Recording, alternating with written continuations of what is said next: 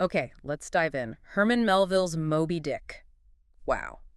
Just saying the name, it brings up these huge images, doesn't it? The ocean, the ship, and, well, the That whale. massive white whale, yeah.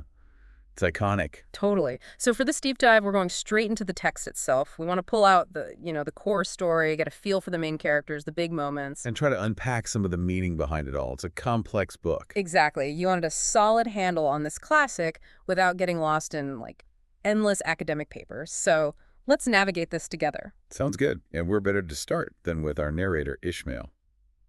What's interesting is how he goes to sea. Right, not as a passenger paying his way. No, as a common sailor. He says it's partly because he's short on cash, but also he just really wants to see the world from that perspective, experience the ocean firsthand. Which kind of sets him up as someone looking for authenticity. Or maybe just adventure. Could be both. And his first stop, New Bedford, feels almost like stepping back in time, the Spouter Inn. Melville calls it a queer sort of place. It definitely has an atmosphere. Yeah, a bit unsettling. And that painting inside, it's described as this, like, confusing mess at first. Right, a swirling chaos. Could be anything. A storm, a battle. Until it clicks and you see it's a whale smashing into a ship. Talk about foreshadowing. Oh, absolutely. It's like Melville's putting the central conflict right there on the wall from the get-go.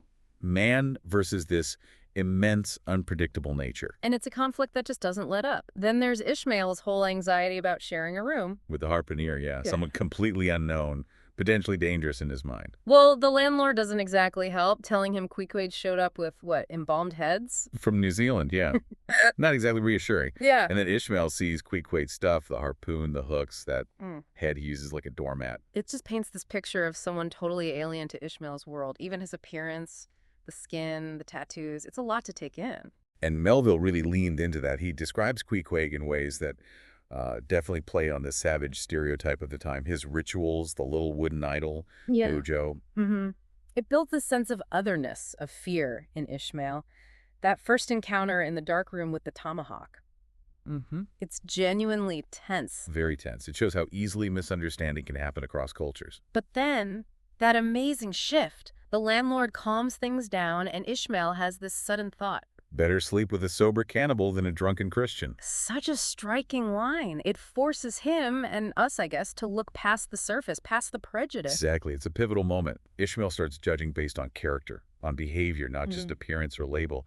Melville's really pushing us to question who's truly civilized. And it paves the way for this really unexpected bond to form. Yeah, waking up with Queequeg's arm thrown over him, described as loving and affectionate. It's surprising and kind of tender. And that description of Queequeg's tattoos next to the cult, it's this weirdly intimate image. It is. And despite Ishmael's initial view of him as a savage, Queequeg shows this real politeness, this innate sense of delicacy, as Melville puts it. Offering to get dressed separately and stuff. Simple things, but they speak volumes. Absolutely. So they decide right then they'll ship out together. This unlikely friendship is sealed. Based on, like, mutual respect that goes beyond where they came from. Okay, so they head off to find a ship, the Pequod. And New Bedford itself is presented as this town completely defined by whaling. Its whole character comes from this dangerous, all-consuming industry. Ishmael even reflects on the risks, right? Like, he's already sort of accepted that death is part of the deal at sea. Yeah, there's a philosophical acceptance there, which ties into that incredible scene in the Whaleman's Chapel. Oh, Father Mapple's sermon, that plight. Reached by rope ladders, like climbing a ship's rigging, a powerful image. And the sermon itself, about Jonah. Disobedience, defiance, God's power. It hits all these major themes. And Queequeg is there, which is fascinating. He's participating earnestly, even though it's not his faith. Trying to wash his hands in the punch bowl provides a bit of lightness, but also shows this kind of universal searching. It does. And then they sign the papers for the Pequod. No turning back now. They meet the owners first, though, Peleg and Bildad. The Quaker owners. A bit peculiar, this mix of religious piety and sharp business sense about whaling profits. Peleg grills Ishmael a bit, doesn't he? Why does he want to go whaling? I want to see what whaling is. I want to see the world. Ishmael's pretty direct. And Peleg mentions Captain Ahab. Builds the anticipation. But before Ahab, they meet Elijah. Elijah, the prophet of doom, almost. So strange and ominous. Hinting about Ahab's leg, the real purpose of the voyage. vengeance. Talking about a silver calabash, too, very cryptic. Ishmael tries to dismiss him as just some humbug, some eccentric. But those warnings linger, don't they? They plant that seed of doubt, suggesting this isn't just a regular whaling trip. Definitely. Elijah foreshadows the obsession that's going to take over everything. And then there's the crew itself. Described as, what, barbaric, heathenish, and motley. Yeah, a real collection of individuals from all over the place. A volatile mix, potentially, including the other harpooneers, Tashtego, the Native American, and Dagu, the giant African, adds to the ship's unique character. So the stage is set, the crew is assembled, and then finally, Captain Ahab appears. After all that buildup, he's been sick below deck. There's even that weird moment where another sailor laughs about Ahab getting better just as he lost his own arm. Adds to the mystique. And Ahab's entrance, it's pure drama. That presence, and of course, the leg. The ivory leg. Made from a sperm whale's jawbone. A constant, visible symbol of his past trauma and his connection to Moby Dick. You immediately sense his authority. That sharp command is Stubb. Down, dog, and kennel. Yeah, very abrupt. Shows his temper and his absolute command. And then the big scene. Ahab gathers everyone. Nails the gold doubloon to the mast. The Spanish gold ounce. And he lays it bare. The real mission isn't blubber or oil. It's hunting down one specific whale, Moby Dick. He tells them about his first encounter, losing his leg. It's this incredibly passionate, fiery speech. He basically ignites the crew with his own thirst for vengeance. Offering the doubloon as a reward for whoever spots the white whale first. And most of the crew, they just get swept up in it. They roar their agreement. Except that Starbuck, the first mate, he has reservations right from the start. He does. He sees the madness, the impiety of it. It sets up this crucial conflict between him and Ahab, the voice of reason and caution against monomania. So Ahab's personal vendetta just hijacks the whole commercial voyage. Completely. Moby Dick becomes everything to him. The focus of all his hatred, the symbol of all the world's evil and suffering, concentrated in one creature. And Moby Dick isn't just any whale. He has this reputation. Oh, yeah. A white phantom. Stories of his incredible size, his intelligence, his ferocity, his seeming malice. He's almost supernatural. Ishmael spends a lot of time thinking about the whiteness of the whale, doesn't he? He does. That chapter is amazing. He explores how white can symbolize purity, divinity, royalty, but also terror, absence, the void. It makes the whale so much more than just an animal. It represents the unexplainable, the terrifying unknown. Exactly. Both awesome and dreadful. And Ahab isn't just raging blindly. He's using all his knowledge, his expertise in whaling and ocean currents, to hunt Moby Dick down. It's calculated. A methodical madness. You could say that. Meanwhile, life on the Pequod goes on, the daily grind of whaling. You see the whole structure of the ship. No. Captain, 3 mates, Starbuck, Stubb, Flask, the 3 harpooneers. Queequeg, Tashtego, Dagu, and then the rest of the crew, the sailors. Standing watch at the masthead, scanning the horizon. And the sheer danger of the hunt itself. Lowering the whaleboats, the speed, the harpoons, the lines. Getting tangled in the line was a huge danger. Being dragged under or the boat getting smashed by the whale's tail stove, they called it. Stubb seems almost unfazed by it all, though. Kind of joking about it. Stubb's got this fatalistic humor, yeah. A coping mechanism, maybe. Contrasts sharply with Starbuck's caution and Ahab's intensity. And Melville keeps emphasizing the diversity of the crew, calling them isolados. Yeah, individuals cut off from their homes, islands unto themselves, drawn from all corners of the earth. It makes the Pequod a sort of microcosm of humanity. We get these little episodes, too, like Stubb killing a whale and the sharks swarming. And Fleece, the cook, preaching that hilarious sermon to the sharks about sharing nicely.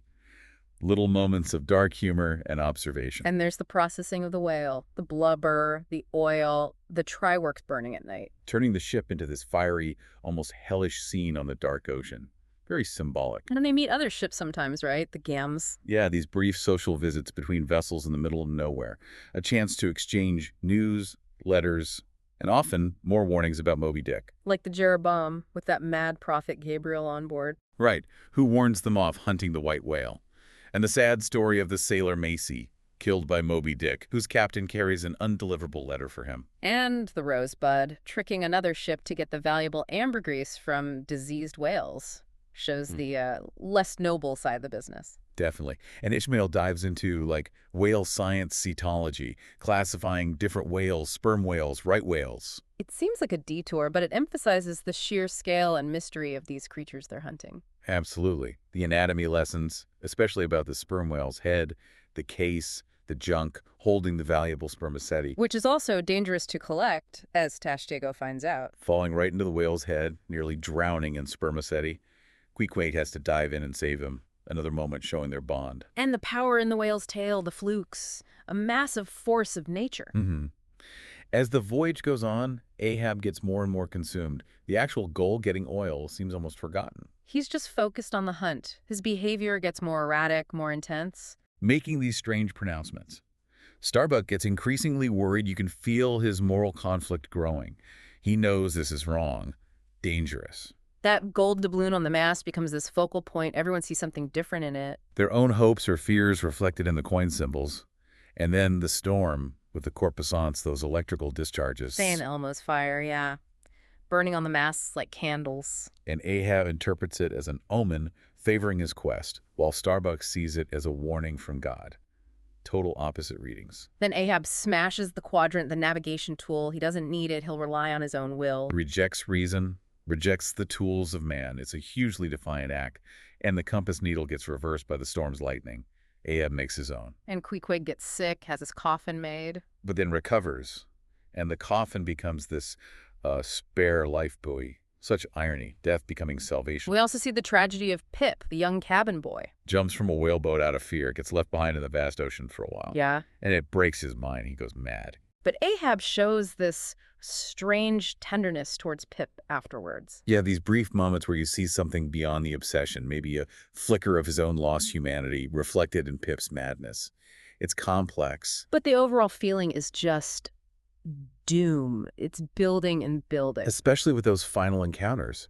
The Rachel, searching desperately for its captain's lost son, taken by Moby Dick. Pleading with Ahab for help, but Ahab refuses to stop his own hunt. And the Delight, another ship completely wrecked by the white whale, burying its dead at sea as the Pequod sails past. Stark warnings. And then they find him. The final chase begins. 3 days of relentless pursuit. The omens pile up. Ahab sees a Seahawk snatch his hat. The Parsi, Fadallah, his mysterious harpooner, had those prophecies. About Ahab seeing 2 hearses before he dies. One not made by human hands, the other made of American wood, and that only hemp can kill him. They start coming true in weird ways. Fadallah gets tangled in the lines and dragged down by Moby Dick. Becoming lashed to the whale's back. The hearse not made by mortal hands. The whaleboats get destroyed one by one. The crew is decimated. Stub, flask, Yeah. all caught in the chaos. Starbuck tries one last time to plead with Ahab, But it's too late. Ahab throws his final harpoon. and the line catches him around the neck, Thus, I give up the spear. His last words. and he's pulled out of the boat, killed by the hemp rope fulfilling the prophecy. Moby Dick then turns on the Pequod itself, Smashes right into it. The ship goes down. taking everyone with it, pulled into the vortex, except one. Ishmael. Thrown clear, and then what happens? Queequeg's coffin, now the life buoy, bobs up from the whirlpool. He clings to it. Saved by his friend's coffin. Incredible. And eventually, he's picked up by the searching Rachel, the sole survivor, the orphan, as he calls himself, left to tell the tale. Wow. What a journey. So looking back, it's so much more than just a whaling story, isn't it? Oh, absolutely. It's this huge exploration of, well, everything. Obsession, revenge, good versus evil, humanity's place in the universe, fate, free will. The sheer mystery and power of nature? The indifference of it all, maybe? Yeah, the white whale becomes this massive symbol of the unknown, the unknowable, the things that terrify and fascinate us all at once. So as you think about all this, maybe consider, how does Ahab's single-minded quest resonate? Do we see that kind of drive, for better or worse, in the world? It's a powerful question. What happens when ambition or obsession runs up against the limits of nature or just reality? Does the fate of the Pequod has something about that? And are there, modern white whales' goals or ideas that drive people or societies in maybe dangerous ways? Plenty to think about there. Melville certainly doesn't give easy answers. No, definitely not. Well, thank you for joining us on this pretty intense deep dive into Moby Dick. Hope it sparks some thoughts. Maybe you'll even be tempted to tackle the book itself. Or revisit it with fresh eyes. Until our next deep dive, keep exploring.